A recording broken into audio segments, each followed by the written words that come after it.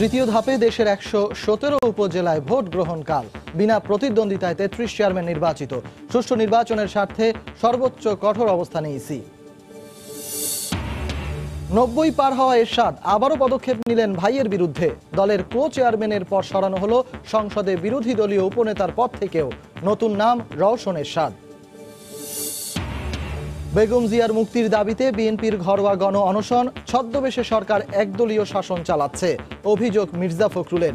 রাজনৈতিকভাবে দেউলিয়া দলটি, মন্তব্য হানিফের। এবং ডাকসু ও হল সংসদ নির্বাচিত কমিটির আনুষ্ঠানিক কার্যক্রম শুরু। দীর্ঘ ২৮ বছর পর প্রাণ ফিরেছে ছাত্র সংসদের, উচ্ছ্বসিত শিক্ষার্থীরা।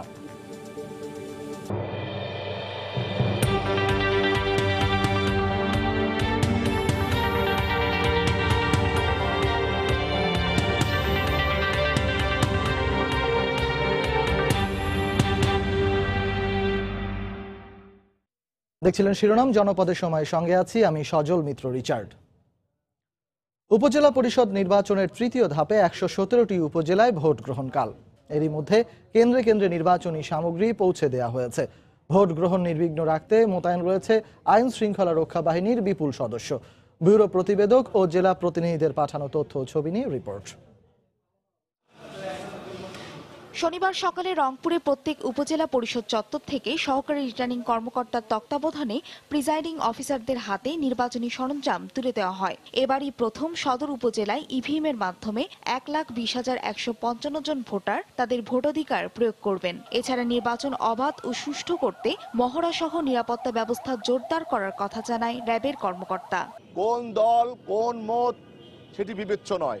যারা সহিংসতা করবে, যারা সন্ত্রাস করার চেষ্টা করবে, তাদেরকে কঠোরভাবে মোকাবেলা করে জনগণের ভোটাধিকার নিশ্চিত করতে র্যাব বদ্ধপরিকর। বরিশালেও উপজেলা নির্বাচন উপলক্ষে সব ধরনের প্রস্তুতি সম্পন্ন করেছে নির্বাচন commission. উপজেলাগুলোয় seal, ballot paper, ballot বাক্স, অমোচনীয় কালিসহ নির্বাচনী সরঞ্জাম পৌঁছে দেওয়া হয়। সেখান থেকে প্রিজাইডিং কর্মকর্তারা এসব সামগ্রী বুঝে নেন। বরিশাল সদর উপজেলার ৬৭টি কেন্দ্রে নির্বাচন অনুষ্ঠিত হবে। নির্বাচন সুষ্ঠু, সুন্দর এবং গ্রহণযোগ্য করার সকল ধরনের প্রস্তুতি ইতিমধ্যেই আমরা সম্পন্ন করেছি। শনিবার সকালে প্রিজাইডিং অফিসারের হাতে নির্বাচনী সামগ্রী তুলে দেয় রিটার্নিং কর্মকর্তারা। রোববার ঝিনাইদহের ৪টি উপজেলা পরিষদের নির্বাচনে ৪২৩টি ভোট কেন্দ্রে পুলিশ, র্যাব সহ ১২ প্লাটুন বিজিবি এবং ৫,০৭৬ জন আনসার বাহিনী মোতায়েন থাকবে। পঞ্চম দফা উপজেলা পরিষদ নির্বাচন উপলক্ষে মানিকগঞ্জের ৭টি উপজেলায় নির্বাচনী সরঞ্জাম বুঝে নিয়েছেন স্ব কেন্দ্রের প্রিজাইডিং কর্মকর্তারা। রোববার ১১,১০,৬৯৫ জন ভোটার তাদের জনপ্রতিনিধি নির্বাচন করবেন। এছাড়া রোববারের উপজেলা পরিষদ নির্বাচনে রাজবাড়ী, মাদারীপুর, নরসিংদী, মাগুরা, কুষ্টিয়া সহ বিভিন্ন উপজেলার ভোট কেন্দ্রগুলোতে নির্বাচনী সামগ্রী পৌঁছে দেয় রিটার্নিং কর্মকর্তারা। একই সঙ্গে আইন শৃঙ্খলা রক্ষা বাহিনীর সদস্যদের ভোট কেন্দ্রের দায়িত্ব বুঝিয়ে দেওয়া হয়। ফাহরিয়া ফারজানা, সময় সংবাদ। উপজেলা নির্বাচন অবাধ ও সুষ্ঠু করতে নির্বাচন কমিশন কঠোর অবস্থানে রয়েছে বলে জানিয়েছেন ইসি সচিব হেলাল উদ্দিন আহমদ। বিকেলে কমিশন সচিবালয় ব্রিফিংয়ে তিনি একথা জানান। তিনি জানান, দায়িত্বে অবহেলার জন্য এ ধাপে ৪ জন সহ মোট ৯টি থানার ভারপ্রাপ্ত কর্মকর্তাকে প্রত্যাহার করা হয়েছে। যেখানে আইনশৃঙ্খলা রক্ষা বাহিনী বা প্রশাসনিক কর্মকর্তাদের বিরুদ্ধে আমরা অভিযোগ পাচ্ছি, ওই সমস্ত উপজেলা থেকে আমরা তাৎক্ষণিকভাবে তাদেরকে প্রত্যাহারের সিদ্ধান্ত নিয়েছি এবং শাস্তিমূলক ব্যবস্থা গ্রহণের সিদ্ধান্ত নিয়েছি। ইতিমধ্যে আপনারা জানেন যে ৩ জন উপজেলা নির্বাহী অফিসারকে আমরা প্রত্যাহার করেছি এবং ৯ জন ওসিকে আমরা প্রত্যাহার করেছি। উপজেলা নির্বাচনের খবর জানাতে এই মুহূর্তে বরিশালে আছেন রিপোর্টার ফেরদৌস সোহাগ। সরাসরি চলে যাচ্ছি তার কাছে। ধন্যবাদ রিচার্ড আপনাকে। আগামীকালকে সারা দেশে বেশ কয়েকটি জায়গায় উপজেলা নির্বাচন অনুষ্ঠিত হতে যাচ্ছে। সেই একইভাবে কিন্তু বরিশালেও আগামীকালকে জেলার 7টি উপজেলায় কিন্তু নির্বাচন অনুষ্ঠিত হবে। তো এই নির্বাচনের বিষয়টি নিয়ে কিন্তু ইতিমধ্যে সকল প্রস্তুতি সম্পন্ন করেছে নির্বাচন কমিশন এবং আইন শৃঙ্খলা রক্ষাকারী বাহিনী। তো এই বিষয়টি নিয়ে কথা বলার জন্য আমাদের সঙ্গে কয়েকজন যোগ দিচ্ছেন। প্রথমেই আপনার কাছে শুনতে চাচ্ছি, আগামীকালকে নির্বাচন নিয়ে আপনার ভাবনাটা কি? ধন্যবাদ। দেখুন, আগামীকালকে বরিশালে সারা বাংলাদেশের তৃতীয় পর্যায়ের যে উপজেলা নির্বাচন হচ্ছে সেটা আগামীকালকে বরিশালে হতে যাচ্ছে। তো আমরা আসলে নাগরিক হিসাবে যেটা আশা করি যে বরিশালে অবশ্যই উপজেলায় একটা ফ্রি এবং ফেয়ার ইলেকশন হবে, এটা আমাদের সবার আশা। এবং আমরা যতটুকু দেখেছি বিগত ইলেকশনগুলোতে এবং এই প্রথম এবং দ্বিতীয় পর্যায়ে সারা দেশে খুব একটা বেশি সহিংস ঘটনা ঘটেনি। আমরা আশা করছি বরিশালেও ঠিক একই রকম কোনো সহিংস ঘটনা ঘটবে না। একই সাথে আমরা যদি জানি এবং যতটুকু দেখেছি নির্বাচনী এলাকায়, সেটা হচ্ছে আইন শৃঙ্খলা বাহিনী, র্যাব, পুলিশ এবং হচ্ছে বিজিবি, এরা সবাই খুবই সতর্কজনক অবস্থায় আছে। আমরা আশা করি যে হচ্ছে যে আইন শৃঙ্খলা বাহিনীর উপস্থিতিতে সকল নাগরিক তাদের ভোটাধিকার সুন্দরভাবে প্রয়োগ করতে পারবে। এবং আমরা আরও যেটা দেখেছি যে কয়েকটা ইলেকশনে জনগণের উপস্থিতি কম, কিন্তু আমার কাছে মনে হয় বরিশালের মানুষ উপজেলা ইলেকশন নিয়ে খুবই সচেতন। তারা সবাই নির্বাচনে অংশগ্রহণ করবে এবং আমরা আগামীকালকে একটা সুন্দর নির্বাচন পাবো, যার মাধ্যমে আমাদের একজন প্রতিনিধি আসবেন এই এলাকার, যিনি তৃণমূল পর্যায় থেকে আমাদের মানুষদের যে চাওয়া পাওয়া, আশা আকাঙ্ক্ষা, সেগুলো হচ্ছে যে উপরের লেভেলে এগুলো উনি তুলে ধরবেন। এই হচ্ছে আমাদের সবার এই নির্বাচন নিয়ে আমাদের ভাবনা এবং আমাদের আশা। ধন্যবাদ আপনাকে। আপনার কাছ থেকে একটু শুনতে চাই, কি দেখছেন ওভারঅল পরিস্থিতি কেমন হবে, কালকের দিনটি কেমন যাবে, বরিশাল সহ আশপাশের যে উপজেলার সম্পর্কে যদি আপনার কাছ থেকে একটু শুনতে চাই। ধন্যবাদ।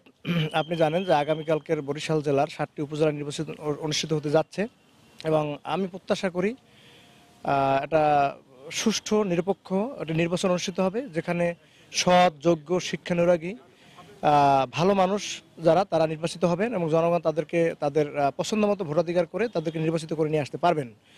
এবং আপনি ইতিমধ্যে জেনে থাকবেন যে নির্বাচন কমিশন এবং আইনশৃঙ্খলা রক্ষাকারী বাহিনী সর্বোচ্চ সতর্ক অবস্থায় রয়েছে এবং ইতিপূর্বে যে প্রথম এবং দ্বিতীয় ধাপে যে নির্বাচন হয়েছে সেখানে আসলে তেমন কোনো সহিংস ঘটনা ঘটেনি, কিংবা সরকার ও নির্বাচন কমিশন এবং আইনশৃঙ্খলা রক্ষাকারী বাহিনী খুবই সজাগ সতর্ক থাকার কারণে এসব বিষয়ে আসলে তেমন কোনো সহিংস ঘটনা বা ভোট কারচুপি এই ধরনের ঘটনা ঘটেনি। সুষ্ঠু নির্বাচন হয়েছে এক কথায়। সো আমি প্রত্যাশা করি বরিশালের মানুষ অনেক সচেতন এবং বিশেষ করে নতুন ভোটাররা উন্মুখ হয়ে আছেন তাদের সেই ভোটাধিকার প্রয়োগ করার জন্য, এবং সেখানে তারা তাদের পছন্দ এবং যোগ্য নেতৃত্ব নিয়ে আসবেন, যারা তাদের সুখ দুঃখে তাদের পাশে পাবেন এবং যারা তাদের যে অভাব অনটন বা যে চাহিদাগুলো আছে সেগুলো তারা সর্বোচ্চ ফোরামে তুলে ধরবেন। সেই ধরনের প্রার্থী নির্বাচিত করে নিয়ে আসবেন, এই আমার প্রত্যাশা।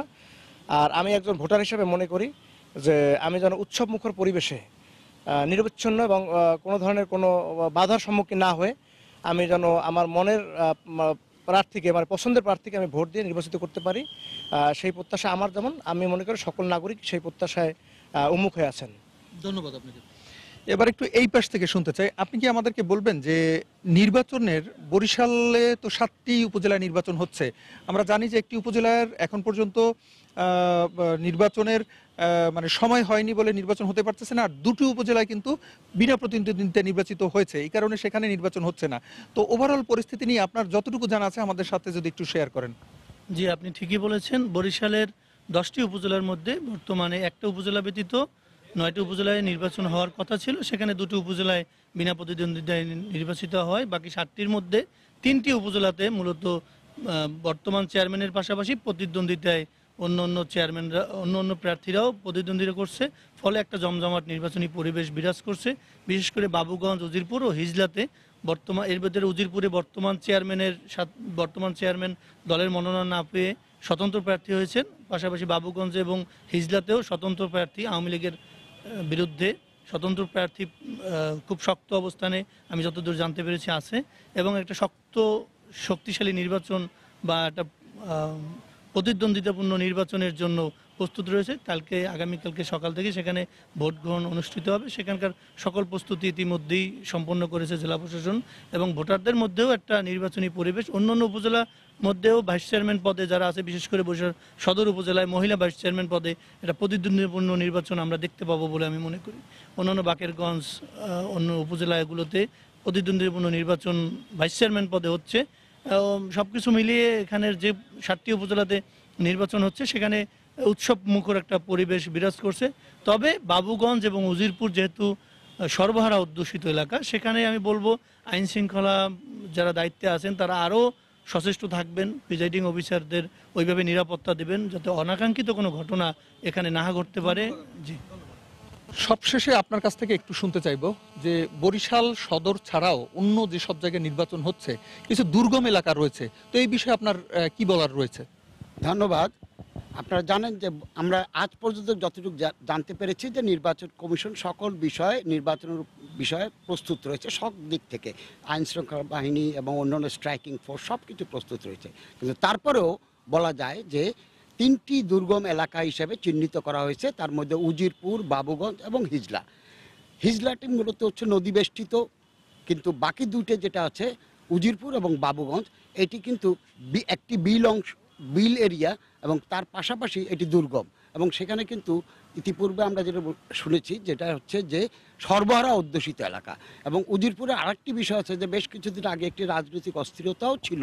কাজে সব কিছু মিলাইয়া এই সুন্দর নির্বাচনের অনুষ্ঠানের মধ্যে যাতে করে কোনো সমস্যা না হয় এবং সেখানে যেন সুন্দরভাবে নির্বাচনগুলি হয় এবং সকলের নিরাপত্তা বিধান করা যায়, এই জন্য আইন শৃঙ্খলা বাহিনী সহ প্রশাসনের সকল পর্যায়ে যেন অ্যালার্ট থাকে, এটি আমাদের প্রত্যাশা করি। এবং বাবুগঞ্জ এবং হিজলা সেখানেও যেন সতর্ক অবস্থা রাখা হয়, এর মধ্যে দিয়ে একটি সুন্দর নির্বাচন। কারণ আমরা যেটা প্রত্যাশা করি যে এই উপজেলা নির্বাচনের মধ্যে দিয়ে মানুষের তার মতামতের প্রতিফলন ঘটাবে, এবং যেহেতু দেখা যাচ্ছে যে শক্ত প্রতিদ্বন্দ্বী রয়েছে এবং সেখানে অবশ্যই তাদের সমর্থক, তাদের অনুরোধ রয়েছে, সেখানে অনাকাঙ্ক্ষিত একটা হয়েও যেতে পারে। কাজে এই জন্য এখন থেকেই প্রস্তুত থাকতে হবে এবং সকলের নিরাপত্তা নিশ্চিত করার সুযোগ। রিচার্ড, আপনি শুনছিলেন আসলে যে কথাটি এখানে আলোচিত হলো সেটা হচ্ছে যে বরিশালের 7টি উপজেলা নির্বাচন অনুষ্ঠিত হবে কাল, এর মধ্যে কিন্তু 3টি উপজেলা খুব প্রতিদ্বন্দ্বিতা হবে এমনটি ধারণা করা হচ্ছে। এই 3টি এলাকায় কিন্তু দুর্গম এলাকা রয়েছে, নদীবেষ্টিত রয়েছে এবং চরাঞ্চল রয়েছে, দুর্গম এলাকা, সেখানে পৌঁছানো কিন্তু একটু কঠিন, সহজ উপায় নয়। তো কোনো দুর্ঘটনা ঘটলে আইন শৃঙ্খলা রক্ষাকারী বাহিনী যাতে দ্রুত পৌঁছতে পারে সে ব্যবস্থা নির্বাচন কমিশন করেছে বলে আমরা জানতে পেরেছি। তো আগামীকালকের নির্বাচনটি সুষ্ঠু, অবাধ এবং সুন্দর, নিরপেক্ষ হোক এবং ভালোভাবে কাটুক এমনটি প্রত্যাশা করছেন সবাই। তো এই ছিল মোটামুটি বরিশালের আগামীকালের নির্বাচনের যে প্রস্তুতি সেই সংক্রান্ত সর্বশেষ খবর। রিচার্ড, আগামীকালের উপজেলা নির্বাচন নিয়ে সাধারণ মানুষের ভাবনা জানাতে বরিশাল থেকে আমাদের সাথে যোগ দিয়েছিলেন সহকর্মী ফিরদাউস সোহাগ। জনপদের সময় আরো থাকছে। এমপিও ভুক্তির দাবিতে জাতীয় প্রেস ক্লাবের সামনে 5ম দিনের মতো বেসরকারি শিক্ষকদের অবস্থান। সরকার নয়, নিয়োগ দিয়েছিল স্কুল কমিটি। শিক্ষা প্রতিষ্ঠানের মান নিয়েও প্রশ্ন। দীর্ঘ 28 বছর পর আনুষ্ঠানিকভাবে শুরু হলো ঢাকা বিশ্ববিদ্যালয় কেন্দ্রীয় ছাত্র সংসদ ডাকসুর কার্যক্রম। সকালে প্রথম কার্যনির্বাহী সভার মধ্য দিয়ে আনুষ্ঠানিক দায়িত্ব বুঝে নিলেন নবনির্বাচিত ভিপি, জিএস সহ নির্বাচিত 25 জন প্রতিনিধি। প্রথম কার্যনির্বাহী সভায় প্রধানমন্ত্রী শেখ হাসিনাকে ডাকসুর আজীবন সদস্য করার প্রস্তাব গৃহীত হয়। পাশাপাশি শিক্ষার্থীদের অধিকার ও শিক্ষার পরিবেশ সুষ্ঠু রাখতে কাজ করার প্রত্যয় ব্যক্ত করেন ডাকসু প্রতিনিধিরা। কাটল প্রায় 3 দশকের অচলায়তন। দীর্ঘ 28 বছরের প্রতীক্ষার পর শিক্ষার্থীদের নির্বাচিত প্রতিনিধিদের প্রাণবন্ত উপস্থিতিতে সচল ঢাকা বিশ্ববিদ্যালয় কেন্দ্রীয় ছাত্র সংসদ ডাকসু। শনিবার সকালে সব জল্পনার অবসান ঘটিয়ে ডাকসুর কার্যনির্বাহী সভায় যোগদানের মাধ্যমে আনুষ্ঠানিকভাবে দায়িত্ব বুঝে নিলেন ভিপি নুরুল হক নূর, জিএস গোলাম রাব্বানী, এজিএস সাদ্দাম হোসেন সহ ডাকসুর নির্বাচিত প্রতিনিধিরা। ডাকসুর প্রথম কার্যনির্বাহী সভায় বঙ্গবন্ধু জাতীয় 4 নেতা, ভাষা আন্দোলন, মুক্তিযুদ্ধ সহ সকল গণতান্ত্রিক আন্দোলনে নিহতদের স্মরণে শোক প্রস্তাব আনা হয়। এছাড়াও গ্রহণ করা হয় প্রধানমন্ত্রী শেখ হাসিনাকে ডাকসুর আজীবন সদস্য করার প্রস্তাব। সকলেই একেবারেই সহমত জ্ঞাপন করেছেন যে এইভাবে যে আমরা মাননীয় প্রধানমন্ত্রীকে ডাকসুর আজীবন সম্মাননা প্রদান প্রস্তাবনাটা ধন্যবাদের সাথে গ্রহণ করা হলো। সভায় ডাকসুর অভিষেক অনুষ্ঠানে রাষ্ট্রপতি ও প্রধানমন্ত্রীকে আমন্ত্রণের সিদ্ধান্ত হয়। গৃহীত হয় ঢাকা বিশ্ববিদ্যালয়ে গণপরিবহন নিয়ন্ত্রণ করে রিকশা ও সাইকেলের জন্য আলাদা লেন চালুর প্রস্তাব। ঢাকা বিশ্ববিদ্যালয় এরিয়ার মধ্যে নির্দিষ্ট আকারে রিকশা ভাড়া নির্ধারণ করার জন্য পরবর্তী মিটিং সিদ্ধান্ত হবে এবং বিভিন্ন আবাসিক এলাকার ন্যায় ঢাকা বিশ্ববিদ্যালয়ে সুনির্দিষ্ট অর্থাৎ প্রাথমিকভাবে 300 বা 350 রিকশাকে রেজিস্ট্রেশন দেওয়া হবে। হল থেকে গণরুম, গেস্ট রুম এবং রাজনৈতিক বিবেচনায় সিট দেওয়া বন্ধ করে এটা নিয়ে আজকে আলোচনা হয়েছে এবং এসএম হলে ইতিমধ্যে একটি নোটিশ দেওয়া হয়েছে অছাত্র বহিরাগতদের হল ত্যাগ করার জন্য। শিক্ষার্থীদের অধিকার আদায় ও ইশতেহার বাস্তবায়নে নতুন ডাকসু কাজ করবে বলে প্রত্যাশা সাধারণ শিক্ষার্থীদের। ওনারা যে ইশতেহার দিয়েছেন মূলত ওগুলোই আমাদের চাওয়া, এগুলো যদি পূরণ হয় তাহলেই মনে হয় ঢাকা বিশ্ববিদ্যালয় এগিয়ে যাবে। সহিংসতার মধ্যে না জড়িয়ে সবাই যদি এক কাতারে দাঁড়িয়ে সঠিকভাবে যদি এগিয়ে নিয়ে যায় তাহলে আমি মনে করি অধিকাংশ ক্ষেত্রে আমাদের দাবি দাওয়া পূরণ হবে। তবে ডাকসু নির্বাচন বাতিল চেয়ে আবারও ভোটের দাবিতে আলাদা কর্মসূচি পালন করে ছাত্রদল ও কয়েকটি বাম ছাত্র সংগঠন। ডাকসুর প্রথম কার্যনির্বাহী সভা শেষে ধানমন্ডিতে জাতির জনকের প্রতিকৃতি, কেন্দ্রীয় শহীদ মিনার ও ঢাকা বিশ্ববিদ্যালয়ের স্মৃতি চিরন্তনে শ্রদ্ধা নিবেদন করেন ভিপিজিএস ও নবনির্বাচিত প্রতিনিধিরা। ফারুক ভূঁইয়া, রবিন, সময় সংবাদ, ঢাকা। জাতীয় পার্টির কো চেয়ারম্যান পদ থেকে অব্যাহতির পর এবার দলের উপনেতার পদ থেকেও ভাই জিএম কাদেরকে সরিয়ে দিলেন এরশাদ। বিকেলে এ সংক্রান্ত একটি সাংগঠনিক আদেশে বিষয়টি স্পষ্ট করেন তিনি। স্পিকারকে অবহিত করে লেখা চিঠিতে জিএম কাদেরের পরিবর্তে রওশন এরশাদ দায়িত্ব পালন করবেন বলে উল্লেখ করা হয়। এ নিয়ে নানা গুঞ্জন চলছে দলের ভেতরে বাইরে সহ রাজনৈতিক মহলে। গেল বুধবার জাতীয় পার্টির চেয়ারম্যান হুসেইন মোহাম্মদ এরশাদের ৯০তম জন্মদিন উদযাপিত হলো। দলীয় আয়োজনে এক পাশে স্ত্রী রওশন এরশাদ এবং আরেক পাশে ছোট ভাই জিএম কাদেরকে নিয়ে জন্মদিনের কেক কাটেন পার্টির চেয়ারম্যান। উদযাপনের মুহূর্তও ভাগাভাগি হয় পরিবারের সদস্য ও দলীয় নেতাকর্মীদের মাঝে। এর একদিন বাদেই শুক্রবার রাতে এলো নতুন খবর। ছোট ভাই জিএম কাদেরকে দলের উত্তরাধিকার থেকে অর্থাৎ পার্টির কো চেয়ারম্যান পদ থেকে অব্যাহতির নির্দেশ এলো দলের চেয়ারম্যান ভাই এরশাদের পক্ষ থেকে। সাংগঠনিক সেই নির্দেশে বলা হলো শুধুমাত্র প্রেসিডিয়াম সদস্য পদেই থাকবেন জিএম কাদের। শুক্রবার রাতে সময় সংবাদকে তার প্রতিক্রিয়া জানান জিএম কাদের। গতকাল পর্যন্ত আমার তো মারা যাবে এবং তারপরে পার্টিকে আমি ভালো মতো চালাই, এই সমস্ত কথা উনি জানতে পারছেন। কিছু বুঝলাম না কিভাবে পার্টির দিয়েছে, পার্টির তো চেয়ারম্যান সাহেব আছে, আমি তো সবসময় চেয়ারম্যান সাহেবের সঙ্গে কাজই করতে। ২৪ ঘন্টা পার না হতেই আবারও চমক এলো জাতীয় পার্টি ঘিরে। এবার নতুন সাংগঠনিক আদেশে ছোট ভাই জিএম কাদের পদচ্যুত হলেন সংসদে প্রধান বিরোধী দলের উপনেতার দায়িত্ব থেকেও।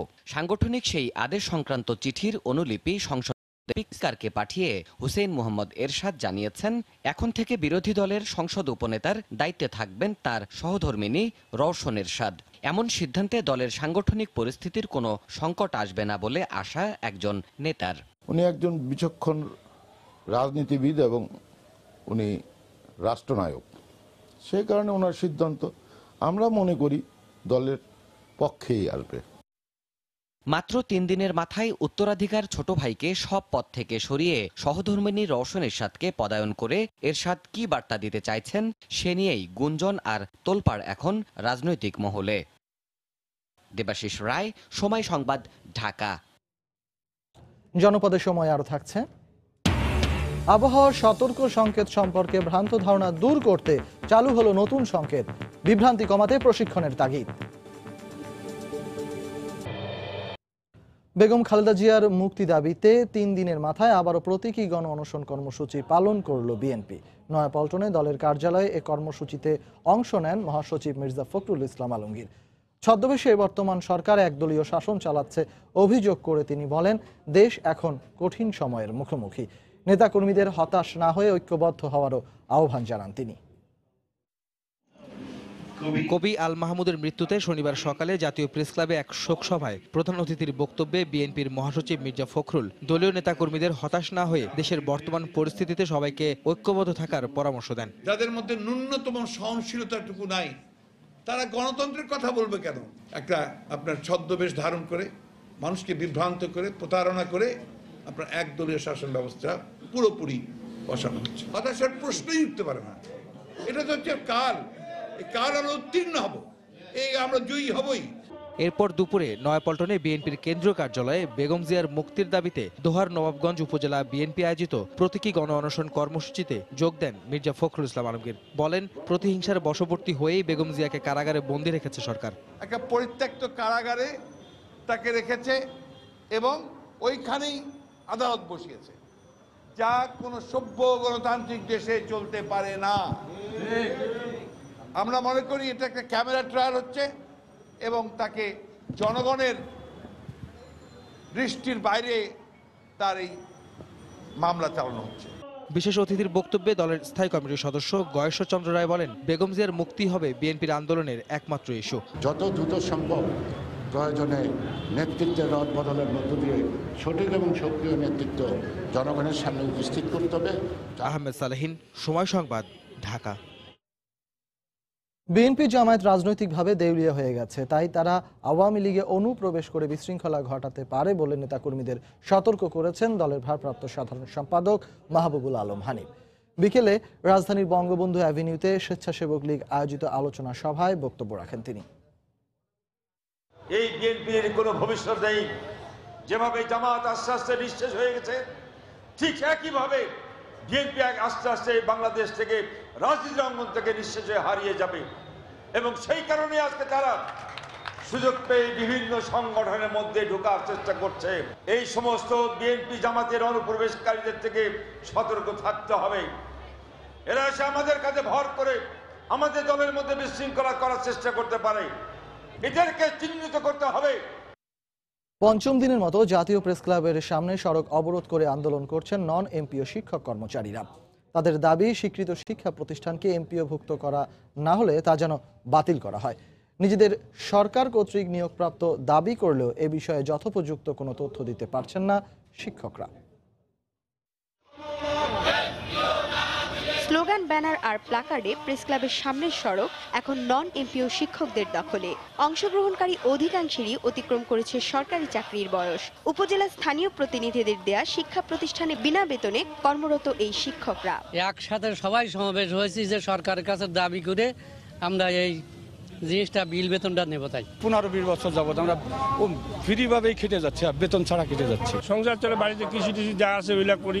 বেসরকারি শিক্ষা প্রতিষ্ঠানগুলোতে স্কুল ব্যবস্থাপনার কমিটির মাধ্যমে বিভিন্ন সময়ে নিয়োগ পেয়েছেন এই শিক্ষকরা। নিয়োগপত্রে উল্লেখ ছিল না সুনির্দিষ্ট বেতন ভাতা সহ অন্যান্য গুরুত্বপূর্ণ বিষয়ও, যদিও সরকারি বিধি মেনে নিয়োগের দাবি আন্দোলনকারী শিক্ষকদের। সরকারি প্রতিনিধি থাকে এবং গভর্নমেন্ট কলেজে এবং সভাপতি থাকে, এখান থেকে 5 জন নিয়ে আমাদের সরকারিভাবে বিধি মোতাবেক নিয়োগ দিয়েছে। স্কুলের যে ম্যানেজিং কমিটি আছে তার মাধ্যমে পেপার পত্রিকা হয়, পেপার পত্রিকার মাধ্যমে ওই আলোকে ডিজি প্রতিনিধি নমিনি হয়। তখন বেতনের বিষয়ে কিছু উল্লেখ ছিল না, বেতনের বিষয়ে কোনো উল্লেখ থাকে না। সরকারি কলেজের প্রধান শিক্ষিকা তিনি হচ্ছে আমাদের ওখানকার ডিজির প্রতিনিধি হিসেবে এমপিওভুক্ত করা হবে স্কুল বা কলেজ। ব্যবস্থাপনা কমিটির এমন প্রতিশ্রুতিতেই এসব শিক্ষা প্রতিষ্ঠানে যোগ দেন এই শিক্ষকরা। পিঙ্কি আক্তার, সময় সংবাদ, ঢাকা। আবহাওয়া সতর্ক সংকেত সম্পর্কে ভ্রান্ত ধারণা উপকূলে দুর্যোগের সময় ক্ষতির পরিমাণ বাড়িয়ে তোলে। আবার নদী ও সমুদ্র বন্দর কেন্দ্রিক দ্বিমুখী সংকেত দেয়াতেও বিভ্রান্তি বাড়ে উপকূলবাসীর। আর পতাকা উড়িয়ে সংকেত প্রদর্শনে পরিবর্তন আনায় নতুন করে সব মহলে প্রশিক্ষণের তাগিদ দিচ্ছেন সংশ্লিষ্টরা। বিস্তারিত জানাচ্ছেন এম এ আজিম, ক্যামেরায় ছিলেন রিপন মালি। দেশের দুর্যোগ ঝুঁকিপূর্ণ জেলা তালিকায় অন্যতম বরগুনা। শহর কিংবা গ্রাম, এখানকার শতকরা 99% মানুষেরই ধারণা নেই আবহাওয়ার সতর্ক সংকেত প্রদর্শনে কখন কতটি পতাকা উত্তোলন করা হয়। 3 নম্বর সিঙ্গেল হইলে 3টা নিশান টানায়, 10 নম্বর 10টা টানাইবে, ওই 1 নম্বর কমছে 9টা থাকবে। কয়টা পতাকায় কয় নম্বর সংকেত বলতে পারিনি। এদিকে পতাকা প্রদর্শন করে উপকূলবাসীকে সতর্ক করতে আবহাওয়ার সতর্ক সংকেতে এবছর আনা হয়েছে পরিবর্তন। আগে যেখানে একটি পতাকা উড়িয়ে 1 নম্বর সংকেত বোঝানো হতো, এখন সেখানে একটি পতাকা উড়িয়ে 4 নম্বর সংকেত বোঝানো হয়। আবার 3 নম্বর সংকেতেই আগে 2টি পতাকা উঠত, আর এখন 5 থেকে 7 নম্বর সংকেতে উঠবে 2টি পতাকা। আর 7 নম্বর সংকেতে নয়, এখন 3টি পতাকা উঠবে 8 থেকে 10 নম্বর সংকেতে। নদী বন্দরে যদি 4 নম্বর মহাবিপদ সংকেত দেয়, ঠিক তখন সমুদ্র বন্দরের জন্য 8 নম্বর বা 10 নম্বর মহাবিপদ সংকেত, তখন জনগণ বিভ্রান্ত হয়। তো এক্ষেত্রে সিপিবির ভলান্টিয়ার সহ জনগণের মধ্যে আরো ব্যাপক প্রশিক্ষণ দরকার। অবশ্য আবহাওয়ার সতর্ক সংকেত বোঝানোর চেয়েও দুর্গম এলাকাগুলোতে পৌঁছানো জরুরি বলে মনে করছে জেলা প্রশাসন। সচেতনতা এবং ইনফরমেটিভ, যেটা তথ্য জানানোর কার্যক্রম সরকারের পক্ষ থেকে যেমন আছে, এই ডিজাস্টার ম্যানেজমেন্ট নিয়ে যে এনজিওগুলো কাজ করে তারাও কাজ করছে। দেশে বর্তমানে 35টি আবহাওয়া স্টেশন থাকলেও দুর্যোগ ঝুঁকিপূর্ণ জেলা বরগুনায় কোনো আবহাওয়া স্টেশন নেই। সময়মতো আবহাওয়ার সঠিক পূর্বাভাসই পারে দুর্যোগের সময় উপকূলবাসীর জনজীবন ও সম্পদের সুরক্ষা করতে। আর সেজন্য দরকার দুর্যোগ ঝুঁকিপূর্ণ এ জেলায় একটি আবহাওয়া স্টেশন স্থাপন ও দুর্গম এলাকাগুলোর মানুষকে আবহাওয়ার সতর্ক বার্তা সম্পর্কে সচেতন করে তোলা। এম এ আজিম, সময় সংবাদ, বরগুনা। রাজধানীতে মশা নিধনে 11 দিনের ক্রাশ প্রোগ্রাম শুরু করেছে ঢাকা উত্তর সিটি কর্পোরেশন। আগামী 3 এপ্রিল পর্যন্ত উত্তর সিটির পুরো এলাকায় চলবে এ কর্মসূচি। বিকেলে হযরত শাহজালাল আন্তর্জাতিক বিমানবন্দরের ভিভিআইপি টার্মিনাল থেকে কার্যক্রমের উদ্বোধন করেন ডিএনসিসির প্রধান নির্বাহী কর্মকর্তা আব্দুল হাই। সিটি কর্পোরেশনের কর্মকর্তারা জানান, বিমানবন্দরের বিশাল এলাকা জুড়ে বেশ কিছু জলাধার রয়েছে যা নিয়মিত পরিষ্কার করা হয় না। এছাড়া সীমানার বাইরেও সিভিল এভিয়েশনের আরও কিছু জলাধার রয়েছে যা থেকে মশার উৎপত্তি হয়ে আশেপাশের এলাকায় ছড়িয়ে পড়ে। স্বতন্ত্র সংস্থা হিসেবে সিভিল এভিয়েশনের নিজ উদ্যোগে মশা নিয়ন্ত্রণের পরামর্শও তাদের। লোকবলের সংকট থাকায় কার্যক্রম নিয়মিত চালানো সম্ভব হয় না বলে জানায় সংস্থাটি। তারা আমাদের সাথে একযোগে কাজ করবে। আমরা কিছুদিন কাজ করে দেওয়ার পরে তারাও নতুন মেশিনপত্র কিনেছে, তারাও এই কার্যক্রম অব্যাহত রাখবে। 6টা গ্রুপের মাধ্যমে সেই কার্যক্রমটা পরিচালিত, পাশাপাশি আমাদের নিজস্ব যে যন্ত্রপাতি আছে, আমাদের লোকবল আছে, সমন্বিতভাবে সেই কাজগুলো পরিচালিত। যদি সমন্বিতভাবে কাজ করি, অনেক সীমাবদ্ধতা সত্ত্বেও আশা করি যে আমরা একটা প্রত্যাশিত মাত্রায় সেই সার্ভিসটা আমরা এনশিওর করতে পারবো। চট্টগ্রামের খাতুনগঞ্জে অনেকটা পানির দামে বিক্রি হচ্ছে দেশীয় পেঁয়াজ ও রসুন। মাত্র 6 টাকা কেজি পেঁয়াজ আর 30 টাকা রসুন। অথচ ভারতীয় পেঁয়াজ ও চায়না রসুন 2 থেকে 3 গুণ বেশি দামে বিক্রি হচ্ছে। নূর জামাল আতিকের ক্যামেরায় শফিকুল আলমের রিপোর্ট। পেঁয়াজ দেশের চাহিদা 60% পূরণ হয় দেশীয় পেঁয়াজে। চট্টগ্রামের খাতুনগঞ্জের পাইকারি বাজারে মাত্র 6 টাকায় কেজি বিক্রি হচ্ছে পেঁয়াজ, অথচ ভারতীয় পেঁয়াজ বিক্রি হচ্ছে মানভেদে 15 থেকে 18 টাকায়। একইভাবে দেশীয় রসুনের 70% চাহিদা পূরণ হলেও কেজি বিক্রি হচ্ছে 28 থেকে 30 টাকায়, আর বিদেশি রসুন 3 গুণ বেশি দামে বিক্রি হচ্ছে 80 থেকে 85 টাকায়। চাইনা রসুন 80, বিদেশি, আর দেশি রসুন 28, 27, 30, 32 মাল কোয়ালিটির হিসেবে দাম আর কি। দেশিটার চাহিদা বাড়ানোর জন্য যদি দেশিটা মেহেরপুরের সিজন শুরু হয়, তখন যদি এলসিটা একটু বন্ধ করে দেয়, তখন হয়তো আমাদের দেশের কৃষকরা টাকা পাইতে পারে। আমার দেশি রসুন মানে অ্যাভেলেবেল রসুন আছে, এখন দাম কম খাচ্ছে কম, বেচা কিনা কম, এই জন্য কম খায়। আমদানিকারকরা বলছেন, চাষিরা দেশীয় পেঁয়াজ ও রসুন বাজারে আসার আগেই ভারত ও চীন এসব পণ্যের উপর রপ্তানি ট্যাক্স কমিয়ে দেয়। এতে কমে যায় দেশীয় পেঁয়াজ ও রসুনের দাম। এছাড়া চোরাপথেও আসে এসব পণ্য, এতে ক্ষতিগ্রস্ত হয় চাষিরা। দাম কমার জন্য সংরক্ষণের অভাবকেও দায়ী করছেন ব্যবসায়ীরা। ব্যবসায়ীরা মরে যাচ্ছে, অন্যদিকে যে চাষি উৎপাদন করছে পেঁয়াজ, চাষিদেরও আপনার পেঁয়াজ উৎপাদন খরচ উঠছে না। 1 কেজি পেঁয়াজ উৎপাদন করতে 15-16 টাকা খরচ, বিক্রি করছে 4 টাকা 5 টাকা।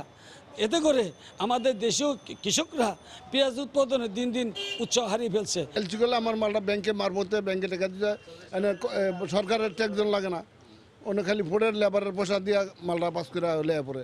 বাণিজ্য মন্ত্রণালয়ের তথ্য মতে দেশে বছরে দেশীয় পেঁয়াজের চাহিদা 13 লাখ আর রসুনের 3 লাখ মেট্রিক টন। শফিকুল আলম, সময় সংবাদ, চট্টগ্রাম।